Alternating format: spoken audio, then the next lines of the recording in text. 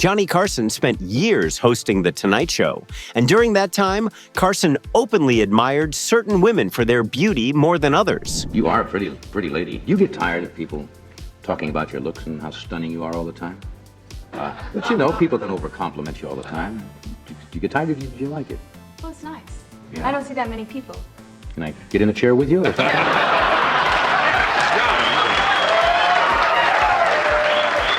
These are the 12 women who stood out to Johnny Carson as the ones he couldn't help but praise and flirt on camera, the ones who became icons of beauty that defined generations. Number 12 is Madonna, the queen of pop. But I figured if I was gonna present myself as a virgin to anyone, it should be you. Madonna Louise Ciccone showed up on Carson's Tonight Show in 1984, right as her career was taking off. Born in 1958, Madonna had arrived in New York City back in 1978 with $35 and a whole lot of ambition. Madonna's June 1987 appearance really caught Johnny Carson's eye when she came on to promote Who's That Girl? Yeah, well, it's very attractive. Thank you. I bet you I'm the first girl that spoke to in a bustier. Yes, I think you are. Yeah, at least on television. Yes. At least on television. Carson did something he almost never did on air, which was give Madonna a direct compliment about her outfit. Now that is a nice outfit, Carson said, and you could see Johnny Carson's eyes light up as he looked at her. Coming from Carson, a man who usually kept his admiration subtle, this meant something. Now that is a nice outfit. Thank you. It's called a bustier. A bustier. Mm-hmm. Guinness World Records certified Madonna in 2023 as the best-selling female recording artist of all time, with sales hitting around 400 million records worldwide. You're a flirt. Mm-hmm. Does that cause any problems, Flirt with everybody, though. I mean, I flirt with grandmothers and garbage men and stuff like that. Yeah. Mm-hmm. Yeah. A 7 Grammys came Madonna's way, and Forbes pegged her net worth at over $570 million. Breakout hits like a Virgin and Vogue turned Madonna into the queen of pop. And Madonna holds records for the most #1 hits by a female artist in multiple countries. Next is Raquel Welch. Probably is the biggest, she probably doesn't like this word, symbol in motion pictures today. I mean, she's gorgeous, but she's done motion pictures where her, you know what I'm trying to say, is I know what you're trying to say. Raquel Welch came into the world in Chicago in 1940 and became what everyone thought of when they heard the words 60s bombshell. Raquel Welch's appearance in 1 Million Years BC in 1966, wearing that famous doe-skin bikini, turned her into an overnight sensation. Life magazine called Raquel Welch the most photographed woman of 1966. When Raquel Welch sat down with Carson on The Tonight Show in 1968, Johnny asked her how it felt being labeled a love symbol. At first, it bothered her, Raquel Welch admitted, because she wanted people to take her seriously as an actress. Well, does it rankle you a little bit? Not anymore. In the beginning, I used to get a little bit perturbed because it seemed to, I don't know, there seemed to be a stereotyped idea of what was sort of vapid, and it makes you feel that you're limited in some way, and so you kind of fight against it. Carson's gentle teasing and obvious admiration for Raquel Welch helped her make peace with what became her legacy. She's wearing plenty of clothing tonight, and she still looks awful good to me. Easy, Tiger. A Golden Globe for Best Actress came to Raquel Welch in 1974 for The Three Musketeers. Playboy named Raquel Welch one of their 100 most attractive stars of the 20th century.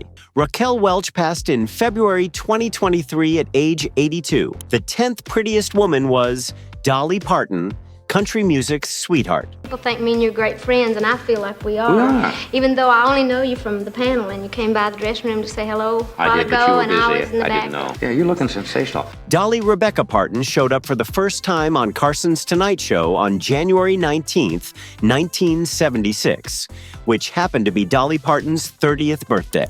Born in Tennessee in 1946, Carson fell for everything about Dolly, from that southern warmth to the famous hair to that personality you couldn't fake if you tried. Dolly Parton's 1979 appearance on The Tonight Show stands out because Dolly sang "I Will Always Love You," basically as a joke for Carson, and the audience went wild. Johnny Carson praised not just how Dolly looked, but the whole package, the talent and humor and genuine kindness Dolly Parton brought every single time she appeared on his show. But I wrote a song for you, or about you and about the show, so whenever we get through Do you talking... want to do this, You did?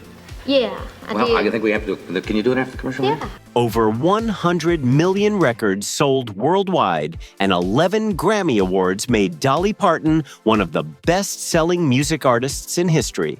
Dolly set the record for most #1 country singles by a female artist with 26 chart toppers, and Forbes put Dolly Parton's net worth in 2025 at around $450 million. The Imagination Library, which Dolly founded, had given away 100 million books to children by 2018.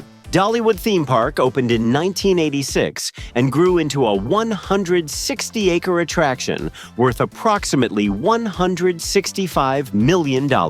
Carson always appreciated that beneath all that glamour sat a woman of real substance. The 9th woman is Sophia Loren, the Italian elegance. My first guest, I only met briefly to say hello backstage. She is a lovely lady and a fine artist, has made some remarkable motion pictures. Would you welcome Sophia Loren? Sophia Villani Ciccoloni was born in Rome in 1934 and became what many still consider one of cinema's greatest beauties. Sophia Loren's 1979 appearance on The Tonight Show had Carson treating her like royalty. Johnny Carson made a playful joke about how Maria Callas had taught Sophia Loren the art of looking elegant, and Loren laughed with real warmth. Carson's admiration for Sophia Loren was obvious, and you could tell Johnny saw a woman who embodied timeless grace. Nene sei ancora buona.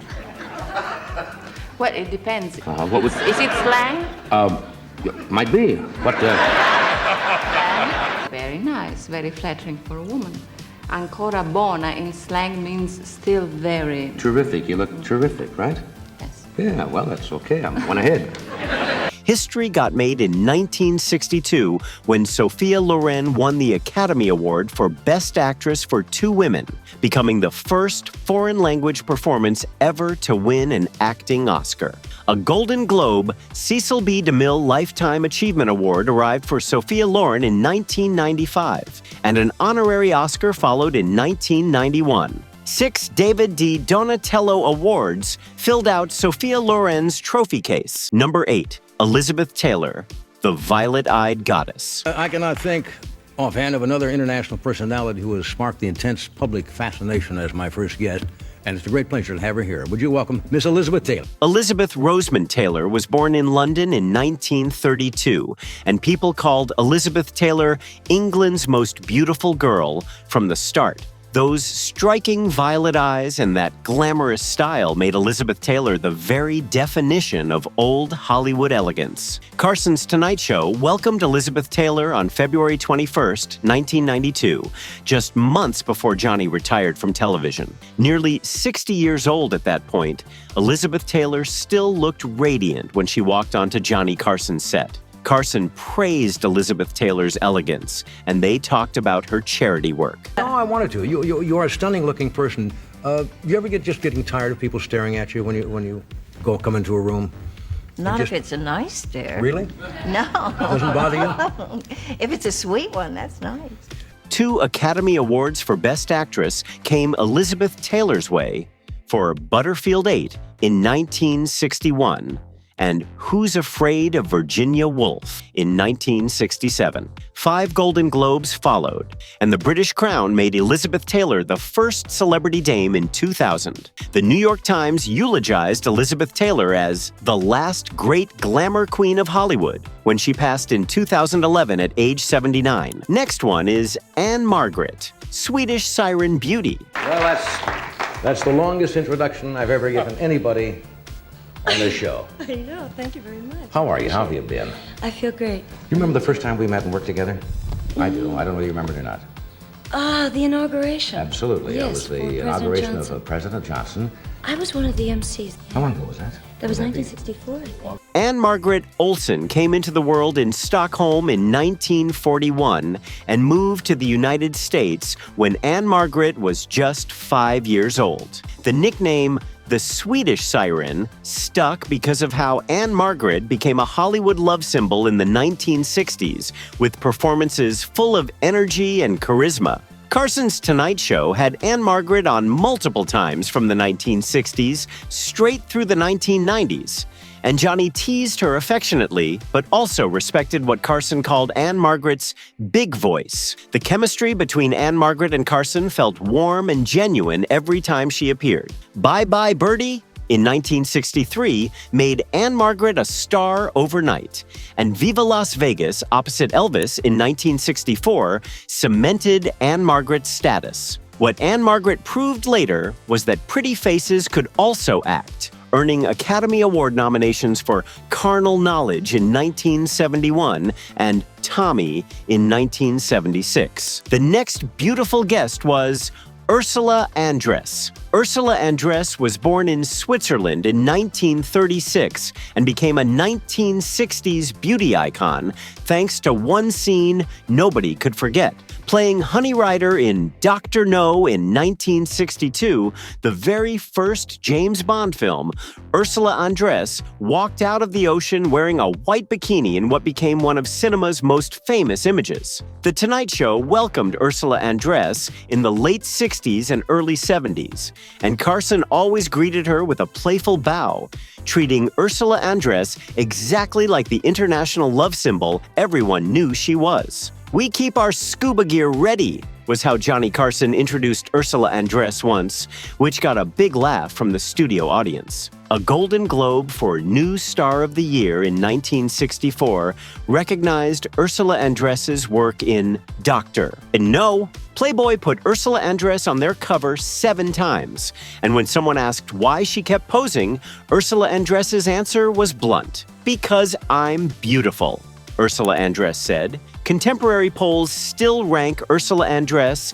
as the #1 Bond girl of all time. Number 5 is Julie Andrews. Dame Julie Andrews, born Julia Wells in London in 1935, brought an entirely different kind of beauty to Carson's Tonight Show, one built on grace, elegance, and undeniable talent. Carson treated Julie Andrews with reverence that bordered on awe, and on one episode, Johnny Carson humorously asked, "Should I curtsy?"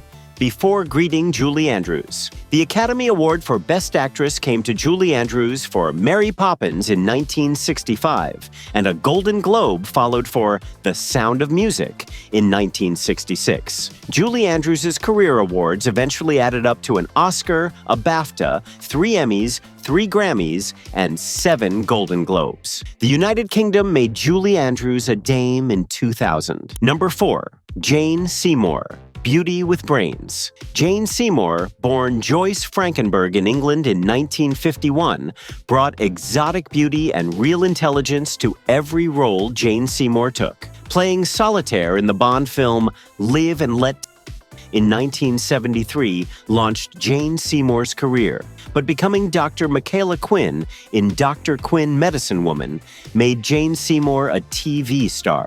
Carson admired Jane Seymour's wit enough to make it obvious on camera when Jane Seymour appeared on The Tonight Show, once describing her eyes as bicycle built for 2 eyes. Carson made clear he found Jane Seymour's exotic beauty captivating under those studio lights. A primetime Emmy came to Jane Seymour when she played Maria Callas in 1988, and 2 Golden Globe wins followed for East of Eden in 1982 and Dr. Quinn in 1995. The Order of the British Empire appointed Jane Seymour OBE in 2000. Now, the third most beautiful woman is Lynda Carter, the Wonder Woman herself. Isn't it kind of difficult in this town for a very attractive young lady to be single? I mean, don't you have people coming at you from Yes. all directions? Yes, but it's after you've been, locked in a situation for a while, it's nice to go back and go to parties once in a while. Yeah. Lynda Jean Carter was born in Arizona in 1951 and won Miss USA in 1973.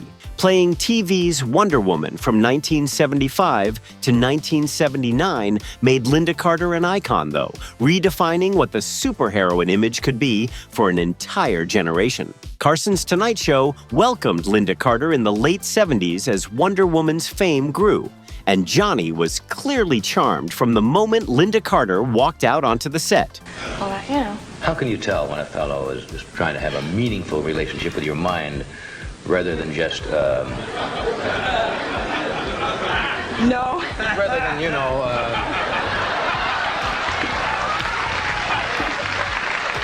You can't tell. You can't tell. Carson joked about Lynda Carter's Wonder Woman costume, asking, "Do you carry a there?" And Lynda Carter replied with such charm that she won over Carson's entire studio audience. TV Guide called Lynda Carter the most beautiful woman of the decade. Number 2, Britt Ekland. Britt Ekland was born in Stockholm in 1943 and became a classic 60s and 70s love symbol. Playing Bond girl Mary Goodnight in The Man with the Golden Gun in 1974 made Britt Ekland internationally known. The Tonight Show had Britt Ekland on in the mid-1970s, and Carson teased her constantly about that accent and Britt Ekland's beauty. After Peter Sellers passed, since Britt Ekland and Sellers had been married from 1964 to 1968, Britt Ekland talked to Johnny about life after fame. Carson's fondness for Britt Ekland came through in every bit of their warm banter on the show. High-profile romances kept Britt Ekland in the press constantly, including dating singer Rod Stewart from 1975 to 1977. Empire magazine calls Britt Ekland the ultimate Bond babe, even now. In her 80s, Britt Ekland has said she embraces aging gracefully and actually enjoys knitting these days. The final most beautiful woman on the list is Barbara Eden. You even look shapely in those. That's right. What are those? Are those pantaloons? Was that what? They're bloomers. No, I'm going to ask a dumb question. I shouldn't say this because it'll sound very undiplomatic. That's all right. This is something it's not a costume for the show. This is something you No. that's this in is fashion today. This is fashion. You see, that is. Barbara Eden, born in Arizona in 1931, became a household name playing the star of I Dream of Jeannie from 1965 to 1970. Here's something interesting, though. Barbara Eden actually started on television with The Johnny Carson Show back in 1955, years before The Tonight Show even existed. Carson admired how Barbara Eden could nail comedic timing while looking beautiful doing it. Barbara will grant any wish, but don't wish for world peace, Johnny Carson joked on the show once about Barbara Eden's character. 2 Golden Globe nominations for Best TV Actress for Jeannie came to Barbara Eden in 1966 and 1969, and the Hollywood Walk of Fame gave Barbara Eden a star in 1988. Playing Jeannie taught Barbara Eden, "Don't be afraid to be funny," Barbara Eden said in a 2022 interview. At 92 now, Barbara Eden still shows up at fan conventions and loves interacting with fans who grew up watching her blink and nod. Subscribe to our channel if you are new here. If you love Johnny Carson and The Tonight Show, like and hype this video. See you in the next video.